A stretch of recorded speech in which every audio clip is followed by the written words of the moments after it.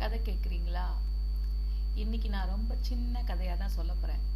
ஓகேவா? இதுவும் நல்லதொரு வீணை செய்து என்கிற சிறுகதை தொகுப்பிலிருந்து எடுத்த ஒரு கதை தான். இதை எழுதினவங்க நிரஞ்சனா பாலு அப்படிங்கிறவங்க. கதையோட பேர் வாத்தியார் வைராக்கியம். வாத்தியார்னா டீச்சர், வாத்தியார் வைராக்கியம். ஓகேவா? ரொம்ப சின்ன கதை தான். ஆனால் எனக்கு என்னோட வாழ்க்கையில் நடந்த ஒரு நிகழ்வோட இது சம்மந்தப்பட்டதுனால எனக்கு இந்த கதை எனக்கு ரொம்ப பிடிச்சிருந்தது. படித்த உடனேயே எனக்கு நான் நிறைய ஒப்பிட்டு பார்த்துனேன். அதனால நான் சொல்கிறேன். அது கடைசியில் சொல்கிறேன். நான் இந்த கதை எப்படின்னா, ஸ்வேதா அப்படிங்கிறவங்க ஒரு தனியார் பள்ளியில் ப்ரைவேட் ஸ்கூலில் டீச்சராக இருக்காங்க. அதுவும் இப்போ தான் ரீசெண்டாக சேர்ந்துருக்கு.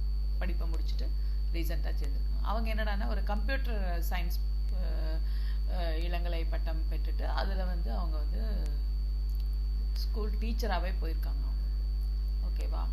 ஸோ எப்பவும் போல் ஸ்டாஃப் ரூமில் அவங்க பீரியடு இது பண்ணிவிட்டு, பீரியட் இல்லைன்னா ஓய்வு எடுக்கிறதுக்கு அவங்க ஸ்டாஃப் ரூம், அதாவது டீச்சர்ஸ்லாம் இருக்கிற ஆசிரியர்கள் ஓய்வறைன்னு ஒன்று இருக்கும் இல்லையா, அங்கே இருக்காங்க. ஒரே ஆள்களையே காணும், யாரையுமே காணும். ஸ்வேதா அவளோட வகுப்பை எடுத்துகிட்டு வரா. யாராவது ஒருத்தங்க இருப்பாங்க. இல்லை என்னடா அது ரொம்ப கலகலப்பாக இருக்கிற இடம். எப்போ பாரு யாராவது பேசிகிட்டு இருப்பாங்க, இல்லை ஏதாவது சாப்பிட்டுட்டு இருப்பாங்க, இது பண்ணிட்டு இருப்பாங்க. அந்த ஓய்வறையில் எப்போவாது சத்தம் இருந்துகிட்டே இருக்கும். அன்றைக்கி ரொம்ப ஒரு மாதிரி நிசப்தமாக இருந்தது. யாரையும் காரணமும் கேட்க இதுவாக இருந்தது. ஒன்று ரெண்டு பேர் ஓரத்தில் மூலையிலலாம் உட்காந்துருந்தவங்கள்ட்ட கேட்கறதுக்கும் கொஞ்சம் தயக்கமாக இருந்தது. ஏன்னா இவள் புது டீச்சர் இல்லையா, அதனால. அப்போ தான் பார்த்தா வேகமாக அந்த உஷாங்கிற டீச்சர் தொப்புன்னு அவங்களோட சீட்டில் உட்காந்துட்டு ரொம்ப சலிப்பாகவும் ரொம்ப சத்தமாகவும் பேச ஆரம்பித்தாங்க. வருஷம் இதே கூத்து தான் நடக்குது. அதுவும் எப்படின்னா, செப்டம்பர் மாதம்தான் இந்த சம்பள உயர்வை போடுவாங்க. ஏன்னா முதல்லையே போட்டாச்சுன்னா யாருக்கு கிடைக்கலையோ, சம்பள உயர்வு கிடைக்கலையோ, அவங்க விட்டுட்டு போயிடுவாங்க இல்லையா, அடுத்த ஸ்கூலுக்கு போயிடுவாங்க. ஆனால் இப்போ செப்டம்பர் மாதம் அப்படிங்கிறதுனால இது வருஷம் ஸ்டார்ட் ஆகிடுறது இல்லையா, குழந்தைகளோட படிப்பு வருஷம் ஸ்டார்ட் ஆகிறதுனால வேறு எந்த ஸ்கூல்லையும் அவங்களுக்கு வேலை கிடைக்க போகிறதில்ல. அதனால இந்த ஸ்கூலில் இருந்து தான் ஆகணும். சில பேருக்கு தனியார் பள்ளிங்கிறதுனால அதில் கொஞ்சம் இது ஏற்றத்தாழ்வு இருக்கிற மாதிரி அவங்க இந்த கதை எழுத்தாளர் சொல்லியிருக்காரு. அது இருக்கிறது சகஜம்தான். ஏன்னா நானே அந்த இதில் நான் இது பண்ணியிருக்கேன். அதனால தான் நான் சொல்கிறேன் இந்த கதையை. அந்த உஷாங்கிற டீச்சர் கத்தி தீர்த்துட்டாங்க, ஏன்னா அவங்களுக்கு கிடைக்கல. ஆனால் அதே மாதிரி 2-3 பேர், ஆமாம் எப்பவும் இது நடக்கிறது தானே, இதே கூத்து தானே நடக்குது எல்லா வருஷமும், நம்மளும் கத்திக்கிட்டே தான் இருக்கோமே தவிர வேறு ஒன்றும் நம்ம பண்ண போகிறதில்ல அப்படின்னு சொல்லி அவங்களும் சொல்கிறாங்க. ஸ்வேதாவுக்கு ஒன்றும் புரியலை. ஏன்னா அவள் புதுசாக சேர்ந்துருக்கறனால இதை பற்றி அதெல்லாம் பற்றி ஒன்றும் தெரியல. அப்புறம் இதை பாருங்கள், இன்னும் 2-3 பேர் பேசிகிட்டு இருக்காங்க. ஆமாம், மேனேஜ்மெண்ட்டுக்கு ஜாலரா போடவங்களுக்கு, அப்புறம் மேனேஜ்மெண்ட்காரங்க அவங்க வீட்டுக்கு வாட்ச்மேன் உத்தியோகம் பார்க்குறவங்களுக்கெல்லாம் கண்டிப்பாக சம்பள உயர்வு கிடைக்கும். அதுவும் கொஞ்சம் நஞ்சமும் இல்லை, நிறையாவே கிடைக்கும். இந்த மாதிரி ஆளுங்களெல்லாம் நம்மளை சரி கட்டுறதுக்கு ஹெட்மாஸ்டர்னு ஒருத்தர் இருக்கார் இல்லையா, அவர் பிரின்சிபல்னு ஒருத்தர் இருக்கார் இல்லையா, அவரை நம்மளை சரி கட்ட அவங்க மேனேஜ்மெண்ட் இது பண்ணி விட்டுரும். அதுக்கு தானே அவருக்கு நிறைய சம்பளம் கொடுத்து வச்சுருக்காங்க அப்படின்னு ஒவ்வொருத்தரும் ஒரு மாதிரி பேச ஆரம்பிச்சிட்டாங்க.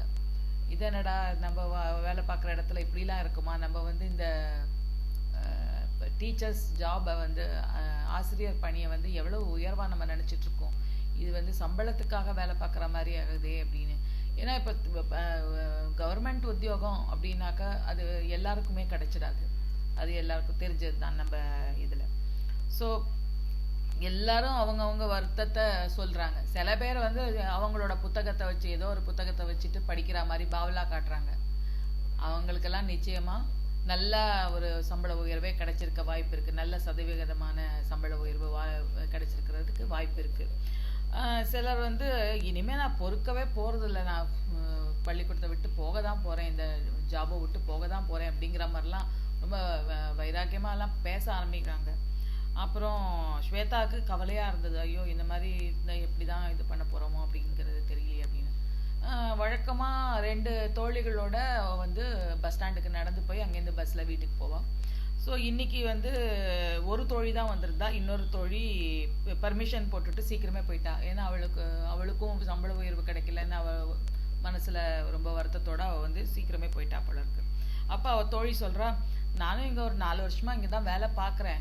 அவ்வளவா சம்பள உயர்வெல்லாம் ரொம்ப கம்மி தான், எனக்கெல்லாம் ரொம்ப இன்க்ரிமெண்ட்லாம் கம்மியாக தான் போடுவாங்க. அது வந்து என்னமோ உண்மைதான். ஆனா என்னன்னா எனக்கு ஒரு பிரச்சனை இது இல்லைனாக்க, வீடு இங்க கிட்டக்க தான் இருக்கு. நான் நீ தான் பார்த்துருக்கேன், நீ பஸ் ஸ்டாண்டுக்கு போகிற வழி இது கிட்டக்க தான் எனக்கு வீடு இருக்குது. அதனால நான் வந்து ஒன்றும் இது இல்லை, எனக்கு வேலை பார்க்கறதுக்காக நான் வந்துட்டுருக்கேன். என்ன ஆசிரியர் பணி ஒரு அறப்பணி, அறப்பணியே அதை செவனே பார்ப்பது ஒன்று, அதுக்கே உன்னை அர்ப்பணி.